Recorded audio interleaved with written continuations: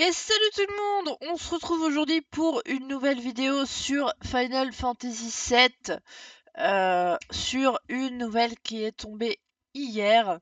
Alors apparemment, comme vous le voyez dans cet article, le youtubeur Dani Peña a interrogé Yoshinori Kitase sur la possibilité d'un spin-off à l'image d'Advent Children, je cite, et nous dit que même s'il n'y a rien de prévu officiellement, et que ce n'est qu'un souhait personnel, il a entendu parler d'acteurs et de réalisateurs d'Hollywood qui jouent au jeu de la franchise et des créateurs qui respectent le titre et bien sûr ces mêmes créateurs, comme dit dans l'article, sont des fans de l'univers et intéressés par la licence. Ah, et on va pas se mentir, la licence elle rapporte tellement d'argent que leur intérêt, à mon avis, est à plus de 70% pour ça. Alors, là, il nous dit que c'est quand même un souhait qui lui est personnel, et pourquoi pas une adaptation en série télévisée en plusieurs saisons. Voilà, un projet qui pourrait intéresser les plateformes qu'on connaît, dont je ne citerai pas les noms. Et là où vient se poser plusieurs problèmes. Déjà, nous avons donc le jeu de 97, donc l'original qui nous présente l'univers, les thématiques, les protagonistes, l'antagoniste. Et ensuite est sorti le roman One The Way to a Smile qui raconte les 2 années qui se sont écoulées donc à partir de la fin du jeu jusqu'au film d'Advent Children sorti en 2005. Advent Children qui retrace donc les pantins de Sephiroth. Alors, quand je dis pantin, c'est Sephiroth qui a créé 3 clones de lui à partir de la rivière de la vie en noir depuis où il est, du nom de Kadaj, Yazo et Loz. Ce sont des parties de sa personnalité. On retrouve Kadaj qui illustre parfaitement sa colère, Yazo son calme et qui d'ailleurs physiquement est le plus proche de Sephiroth, et Loz qui est un peu le côté enfantin puisqu'il pleure très souvent, même s'il se bat très très bien. Les trois vraiment se battent super bien et veulent faire la fameuse réunion. Donc on retrouve Cloud qui est toujours torturé par la mort d'Aeris, atteint du géostigmate, donc voilà, et qui a recueilli un nouvel orphelin d'Enzel. Et donc justement dans le roman, nous avons un peu tous les événements qui retracent et expliquent le film, comment on en est arrivé au film.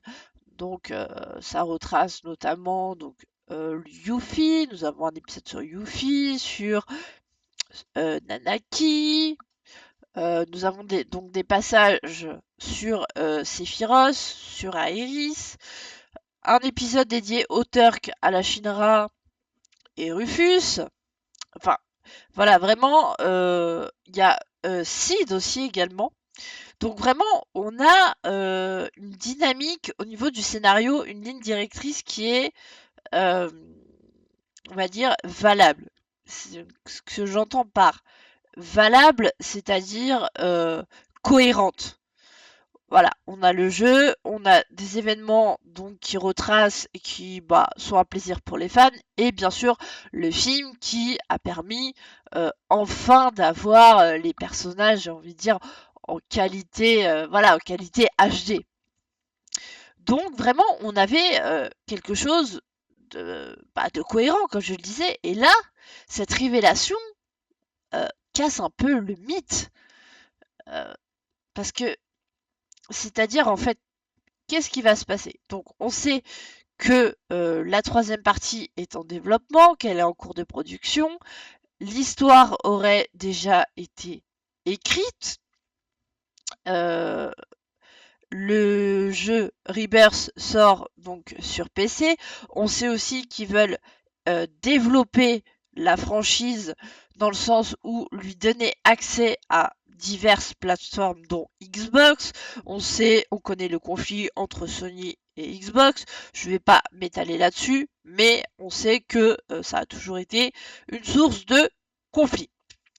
Donc là, vraiment, déjà, le fait de vouloir s'étendre sur les plateformes, ça parle business. Bon, j'ai envie de dire, là-dessus, je vais pas leur jeter la pierre parce que tout le monde a le droit d'avoir accès à Final Fantasy VII.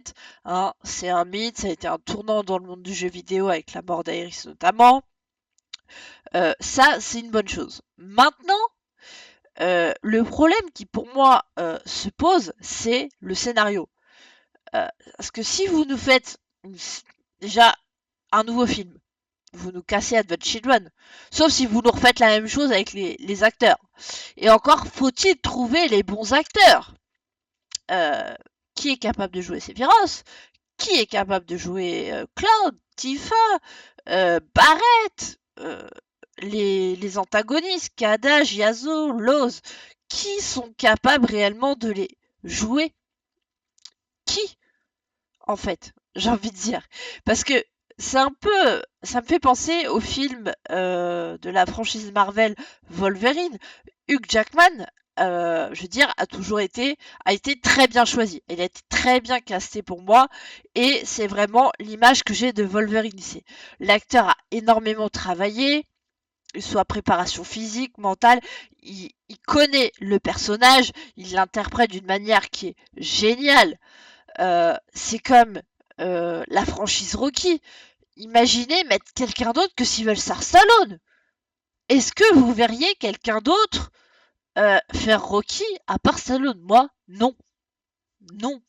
Et d'ailleurs, les films, donc un peu la suite de Rocky, Stallone revient en tant que Rocky. C'est-à-dire que quand même, lui, euh, il est resté cohérent. Il a gardé son rôle parce qu'il sait qu'il est la figure iconique et que si demain il choisit de se faire remplacer, ça va casser le mythe, ça va décevoir les fans et il n'a pas envie de le faire. Donc là-dessus, je dis bravo. Euh, et c'est pareil, enfin, Wolverine, si vous mettez un autre acteur, moi, clairement, je vais pas regarder. C'est pareil, l'acteur qui joue Deadpool, il est génial. Le mec, c'est pareil. Il est entré dans son personnage, il a fait toutes les préparations physiques, mentales, il a un excellent jeu, il s'est imprégné du personnage.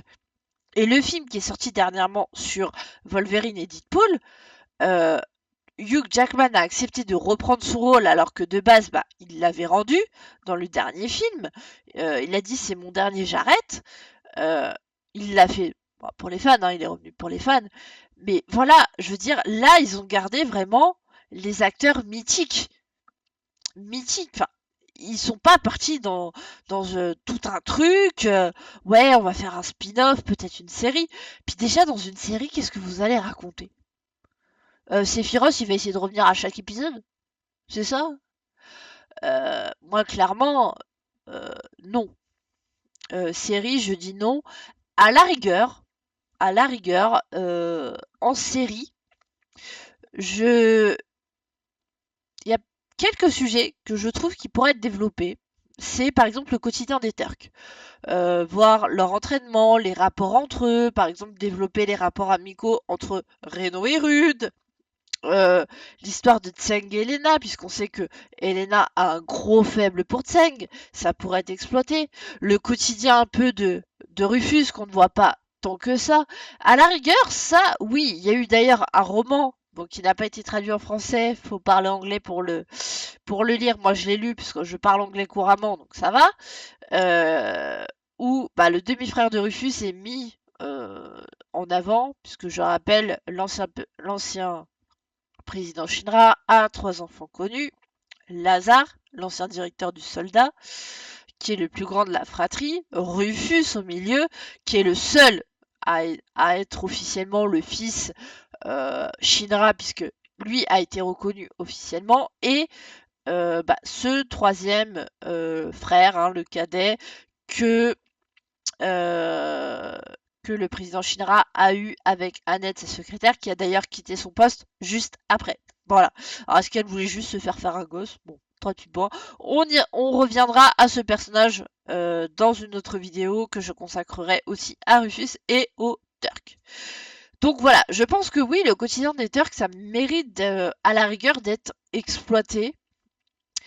Et en seconde idée, à la rigueur, s'il nous faisait un film sur le roman, en restant fidèle vraiment à On the Way to a Smile, je pense que ça pourrait être super. Mais vraiment, faudrait rester fidèle au livre, c'est-à-dire ne pas partir dans autre chose.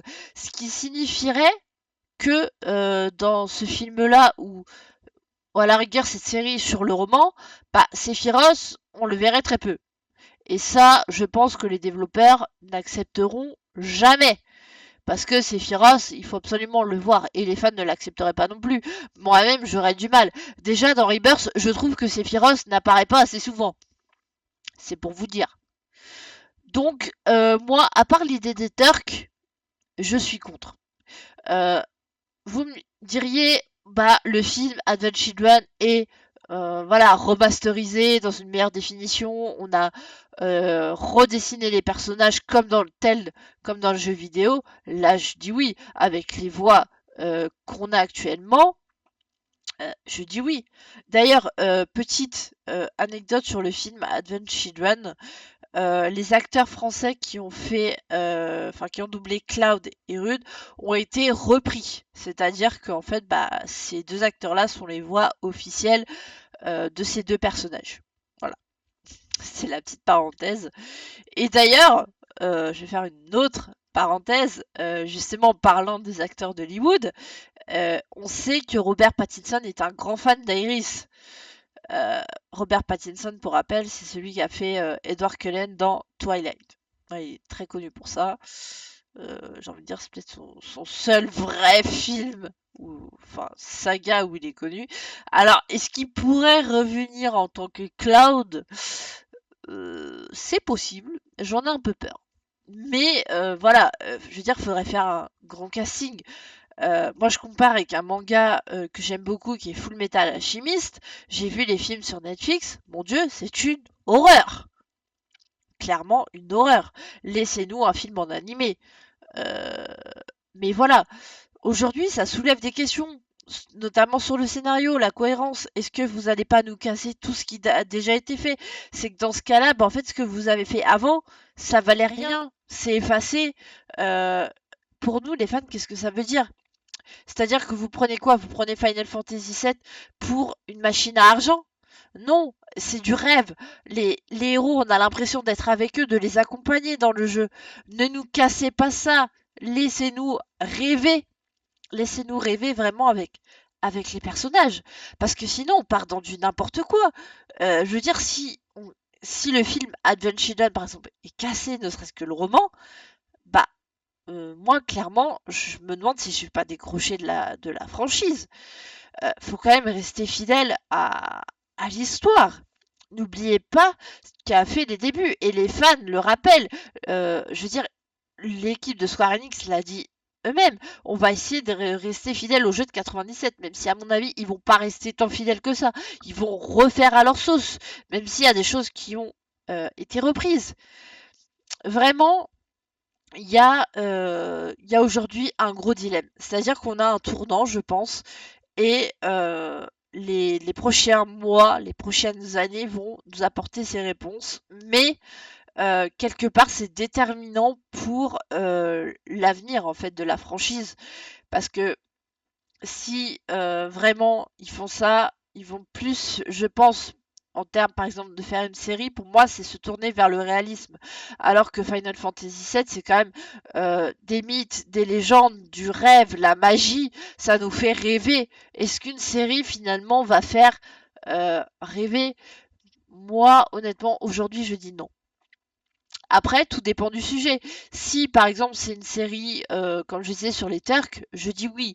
Ça pourrait être aussi une série qui retrace à la rigueur le passé de Sephiroth, ou pourquoi pas un film. Ça peut être intéressant. Sa rencontre avec Angel, avec Genesis, leur passé. Ça, oui, c'est intéressant à explorer. Mais les événements qui se passent après le jeu de 97, je vais être très clair là-dessus. On a eu le roman, on a eu le film. Pour moi, ça ne peut pas changer. Sinon, je le redis, je me répète, dans ce cas-là, bah, j'aurais vraiment l'impression d'avoir été dupé. Ouais, on vous a sorti un film, on vous a sorti un roman, mais finalement aujourd'hui, bah, c'est plus à l'ordre du jour. Vous pouvez oublier. Bah non, parce que dans ce cas-là, c'est même s'attaquer aux personnages et à ce qu'ils sont eux-mêmes. Donc j'avoue que cette annonce, elle me refroidit, elle me fait peur. Je sais pas ce que vous en pensez, j'aimerais beaucoup connaître votre avis. Donc je vous invite à me laisser vos avis en commentaire. Et pourquoi pas en redébat dans une autre vidéo. En tout cas, je vous en prépare d'autres. D'ailleurs, merci à Monsieur Ténérez qui suit la chaîne. Merci à toi, merci vraiment de m'inspirer avec tes vidéos. J'ai hâte de voir les prochaines. En tout cas, voilà les amis, j'aimerais beaucoup avoir vos avis sur la question justement qu'on se pose. Et n'hésitez pas à vous abonner, à liker si vous avez aimé la vidéo, si vous voulez recevoir les mises à jour au niveau des vidéos, parce qu'il va y en avoir beaucoup, notamment prochainement une vidéo sur Rufus et des let's play. Sur ce, je vous souhaite un très beau week-end, un très très bon vendredi, une belle journée, tout ce que vous voulez. Des gros bisous et à